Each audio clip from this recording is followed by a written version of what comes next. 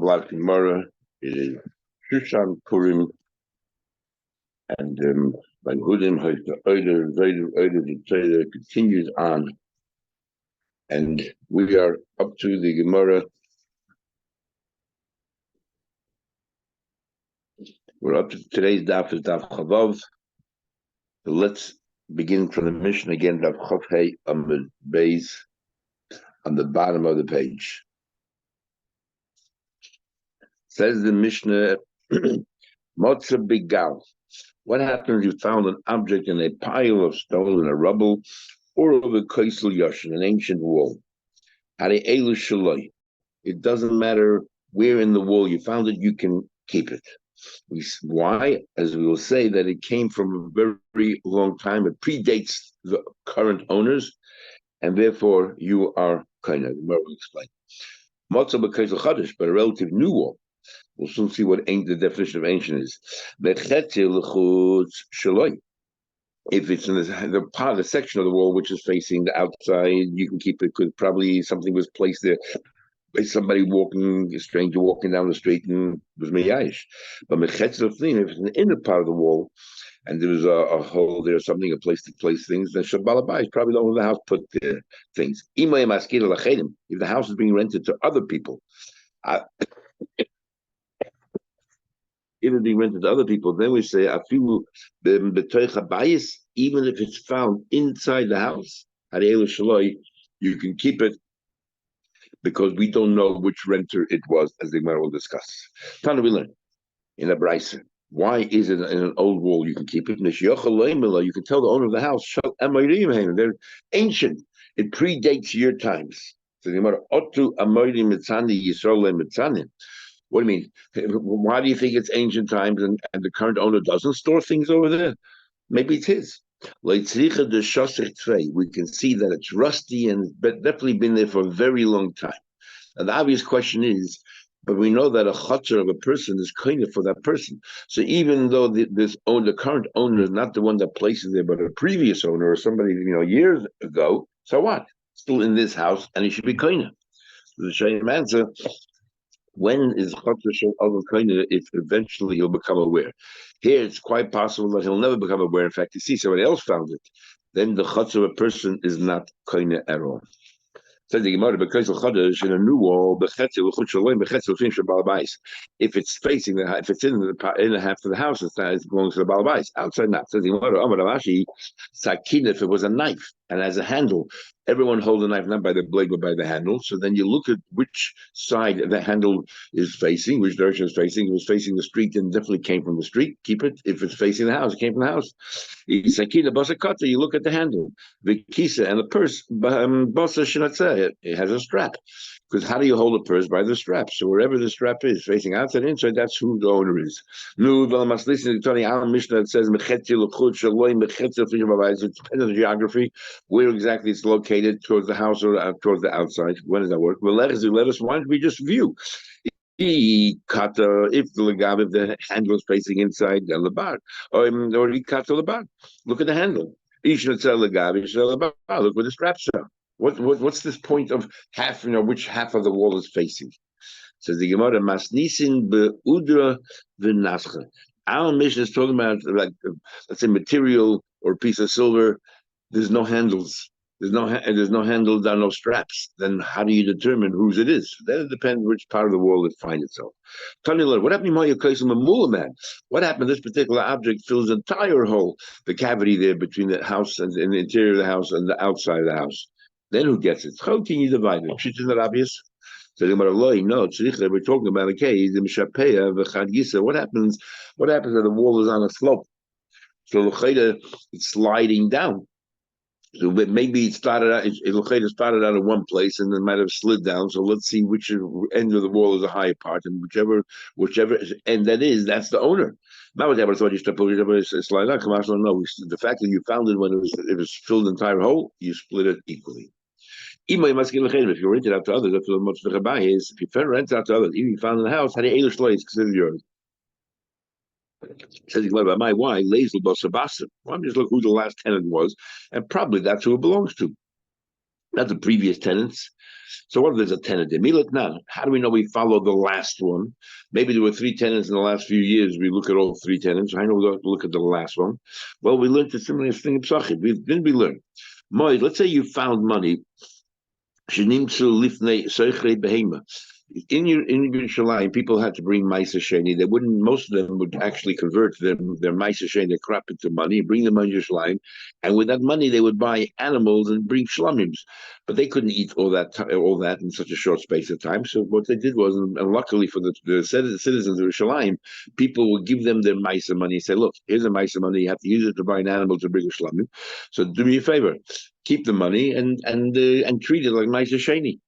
So if you went to a place where they sold animals, the majority of the people who were there brought with them Maisa Sheni money. So throughout the year, we'll say if you found money lying around there, it probably is Maisa Sheni money. So Moshe found money right before where they buy cattle throughout the year. I don't care if it's only this, the Yom Tovim or any other time of the year. Since the majority of the money there spent was Ma'aser Sheni money, we always treat it Ma'aser Sheni.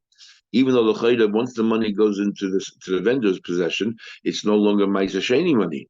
So the money equal, the 50% chance it came from the buyer, 50% for the vendor. But because the vast majority of people were buyers, and one vendor would sell to 100 customers, therefore it is considered a rive. We follow that's Ma'aser Sheni money. Okay, Harabais. If we found money on the Harabais, on the Temple Mount itself, and even on Yom Tov time, and even though most of the money during Yom Tov would have been, Ma'aser Sheni money, when people come up 3 times a year or the regal, they would bring with them all their Ma'aser money with them. Nevertheless, we look at the whole year, the picture of the whole year, and the majority of the year, it's not Ma'aser Sheni money. So we'll say that how do you know that? Because how do you know the money came from today? Maybe the money was here for 3 weeks already, prior to the Yom Tovim. So Harabais, we say chulin, even though you shouldn't really bring money into the base of Mikdash, but if it's only if it's overt, but if it's discreet, then it's all right.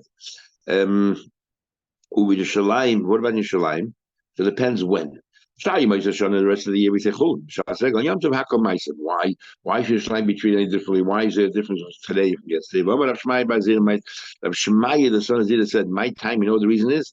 They used to sweep the streets of Yerushalayim every single day to make sure there was nothing tummy there for the kohanim to become tummy with, and therefore we say that whatever money you found is probably from today, not from previously. Alma Amrina, what do we say from here? We say kamay kamay, whatever there originally is gone. This is the latter ones. So the same with tenants. Is hachanami kama kama? The earlier tenants left because everybody who leaves they clean up after themselves or take it with them. And Bahani the Bastion, if you found something, it must be from the very last tenant. So why, if the tenants, then we say, oh, you can keep it. So the Gemara, talking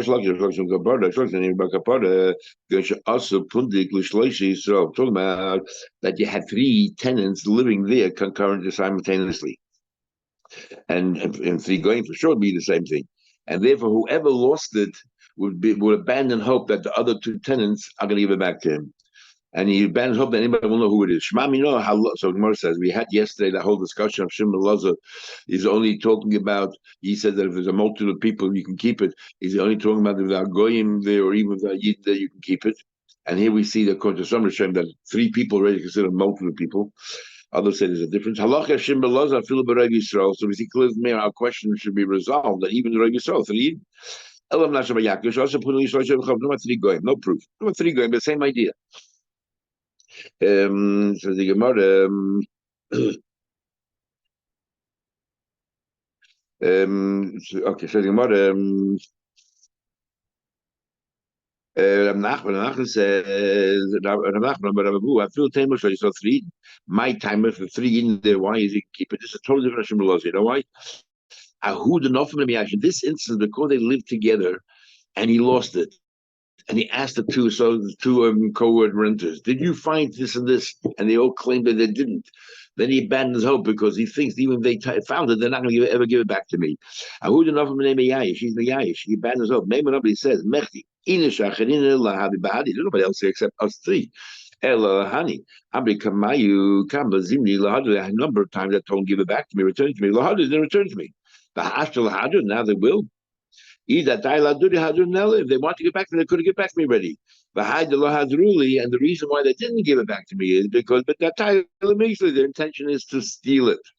And therefore he abandons hope. That's why in the case of the tenants, the Mishnah is talking about where there are a number of tenants there at the same time, and obviously nobody's returning it to him. Says Rav Nachman is consistent with his view. Rav Nachman said this idea that even though there's a limited number of people, if he tries to get it back from them and they don't, he's meyai, he abandons hope. Rav Nachman said a similar din in a similar vein in the following case. Ra Sela, you saw a coin, Shenafal Mishnayim, you saw a coin fall from two people. Two people walking, you saw a coin fall. Chayev laharzen, you need to return it to them. My time of why? If you saw two people dropping, one of them dropped a coin, that guy is not going to be miyayish. So therefore, you have no right to keep it. Meimer Amar. Because this one guy will say to himself, the only other person who was walking with me was this guy. If I lost a coin, then I'll turn to him and I'll turn to him to what do you call it? To return it to me. And as Rashi points out, some other Rishonim, I can make him swear a shvuas hesses. I can force him to swear that he didn't find it. So I'm confident that he'll eventually have to confess, and he will return to me my money. Other Rishonim say you can't say that you make a shvuas hesses in the case, because you only make a shvuas hesses when you're 100% certain. Are you really 100% certain? And those who defend Rashi says, yes, this is almost a certainty because there's no one else around except this person. And therefore you will make him swear a shvuas hesses because you're certain. Memory says, nobody else here, only this guy, Nikita, I'll take it. I'll say to him, you took it me. But there were three people walking together, then three people, you don't have to give it back. Why not? Because the person who lost the money, he says, oh, I don't know which of these two guys to accuse, and each one will deny it. And I can no longer make them swear because it's only a shema. I don't know. Is it the guy on my left, the guy on my right? I don't know. So my time, who didn't know from the person who lost the money definitely abandons hope. Memory says, two people, there were two people with me. If I go ahead and accuse this person, I'm going to say and take it. Being a kitten if I accuse the other person, I'm going to say also and take it. And I can't make them swear in this case. Amar says, Rabbi, hi, Dom, this is what you say, Bishloisha by three people. Abandons hope, and therefore you can keep it. That said, the amount that you found, if you would have divided among the three people, is less than a prut. If there is a prut for each person, you need to return it. My timer, why do you need to return it? Aimer, we will say, shutfininu. We will say that they're all partners in this coin. And if they're partners, they trust each other. And even if they'll say they didn't pick it up, you think they're only mocking you or they're only taunting you or teasing you or giving you a hard time. But eventually they'll come forward and give it to you because you're partners. You wouldn't be partners if you didn't trust each other. So therefore, in that case, if you saw three people walking and a coin large enough that they all have a prut in it, then we say that what? That nobody here will be miyash. Nobody will be miyash. Now, even though coins have absolutely no simon, you still have to return it because yesh shalemedas loy have a yesh. But if there's less than three, let's say the equal of three prutas, then manashach. If they're partners, there's no mitzvah shabbos aveda because each one has less than shava pruta. So that for each individual person, there's no chiv hashavas aveda is less than a pruta. But if let's say it all belongs to one person, the person will be miyayish because he doesn't know who to accuse of taking his coin and not getting back to him. And even then, the two partners and the third one is not. He still abandons hope because the third guy will deny it. The third guy, even if he took it, is confident that the partner will say, "The partner took it. Don't look at me," and so on. Interesting. Rashi in Sukkah informs us that if you are partners and each one has less than a shava pruta, it's not a partnership. You need to have a minimum of a shava pruta to be by a sukkah. Each one has to have a shava pruta in order to be shutfin. So in using that Rashi there, we can explain that here, if it's less than a shava pruta, then you can keep it because it's not a partnership. Even if they're officially partners, it's not a partnership at all. You can have another say, or they're partners in other things, and therefore whatever they have, they're still partners in. So then they are partners, even though right now that's currently whatever the value is less than the pruta. And therefore Rashi doesn't say that here because we're not talking about they're partners in this coin; they're partners overall, and therefore even though this coin might be worth less than a pruta, still they are partners, and this guy's confident eventually his partner will come forward and admit that he has the money. On the other side, Amar Rav said, "I forgot the less by elishtesha protas. Even if there's only two protas, chayv lahachzin. My time, but why do you have to get back? Aim was shutfin, you know, they are partners. No, even though each one has less than a prota, the guy will not abandon hope. The chad menaya we will say that three people here, maybe they're all three partners. There's less than a prota for each one. Maybe one of them was a moichel his share to the others. So therefore, the other two people have a shava pruta each, and there's a mitzvah of hashava saveda because there is a shava pruta for each. Well, what happens if raw seller you saw a coin shenofla that fell down from a person? Now, remember, if you even though it has no simon, since the person was not aware yet, or you saw that the person was not aware yet because you're standing there, then it's yeir shalom badas. You have a yish, and you have a mitzvah of hashavas aveda. A mitzvah of hashavas aveda. Plus, if you don't want to pick it up and give it back to the person, you did an aveda. So you don't have a mitzvah of hashavas aveda because you didn't actually pick it up, but you have that aveda l'suchah l'sal. You're not allowed to conceal. You have to go ahead and help somebody else out. So what happened in this situation? Not lalifna yish. You took the object; it was lost to that person. You took it before the person abandoned hope. But you had no intention. You said, "Oh, the guy didn't see the coin fall and has no simon. I'm keeping it." Your intention was to steal it.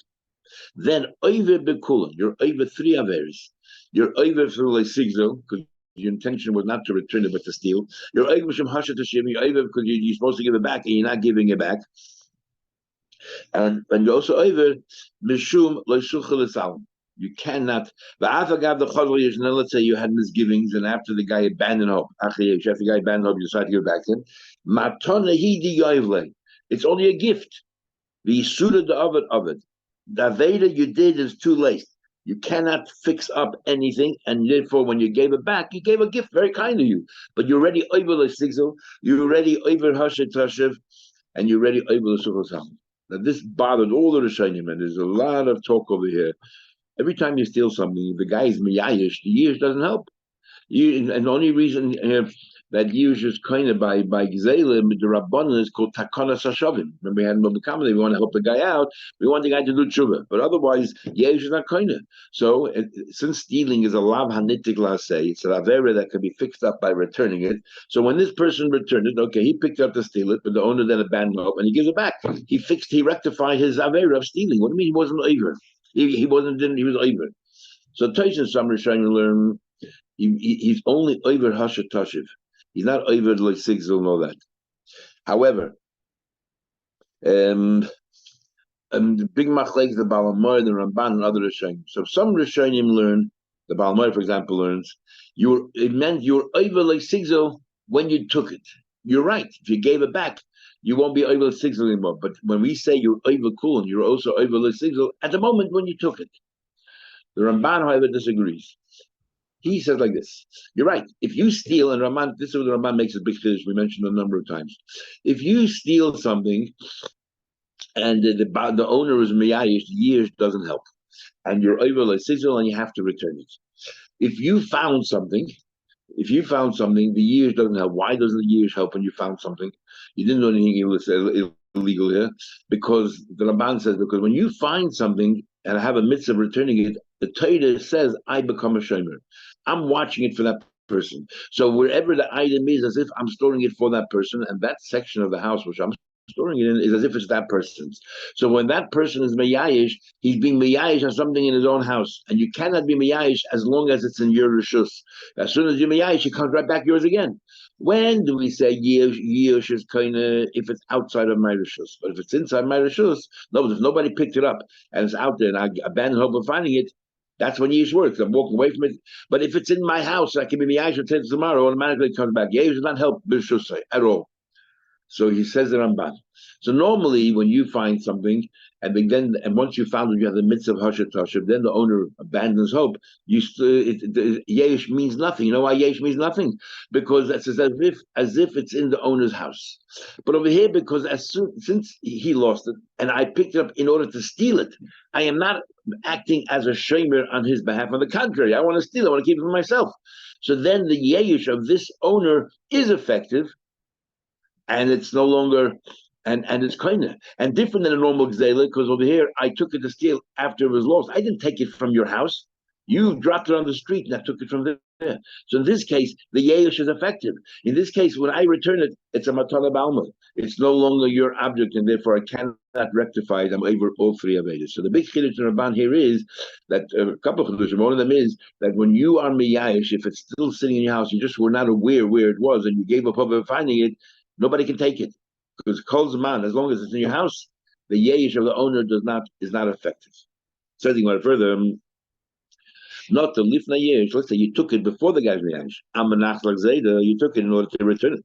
So you're not a ganaf. Ulacha yesh is counted, and afterwards you decide, no, I'm going to keep it already. Oivish, which Aveda we over. You're not you're not able to because you picked it up just to return it. You're not a gazlan because you picked it up to return it. And now you change your mind. Gzela is only if I steal it with intention at the moment I picked it up. Now I'm no longer a gazlan. So what am I? I'm oivish mishum hasha to shivim. I'm oivish for not returning it. What happened? It was lying on the floor. You didn't, said, you know what? I'll wait, because people check their pockets all the time. I'll wait out to Shashabah until he abandons hope. Then I'll take it. I didn't do anything wrong, because it's no longer his. He was miyayish. Ain't no oivish. So what I did you do here? You should not have concealed your eye. You're not allowed to make believe or feign as if you didn't see it. Bilvad. If you saw your friend drop something in the sand dunes, let's say, which is like impossible to find anything, you found it, so you took it. You don't have to return it back. My time, the guy who lost it definitely is miyai straight away. What happened? You see the person, the Aisha Arbala, he brings, let's say, like a sifter, which the sand can go through and try to find his money, because marble, and he's looking for his money. Or he's walking around with a metal detector. Doesn't that demonstrate to us he does not abandon hope? No. Maimon Amr doesn't prove anything. Because the Maimon Amr, the guy, he's not looking for his coin. He thinks, just like I lost money, others might have lost money here as well. Let me look around. Maybe I can find out, see if anybody else found anything. Just like it fell from me, also it fell from other people. Maybe I'll find something here. I'll find something valuable there. And that is, therefore, doesn't prove in any way that he did not abandon hope. Says the Mishnah. He found it in the store, how he can keep it. Like he found money sitting inside the store, money has no simon. So definitely the owner was miyayish, because there's so many customers there. How does he know who to look? But Bain had table if he found it, let's say on the other side of the cash register, where the storekeeper sits, and he always puts money in, puts money out, is so anything that fell there, shalchanri, no question that belongs to the storekeeper, and not because customers, did not stand on that side of the table. Lifnei shulchani, a money changer.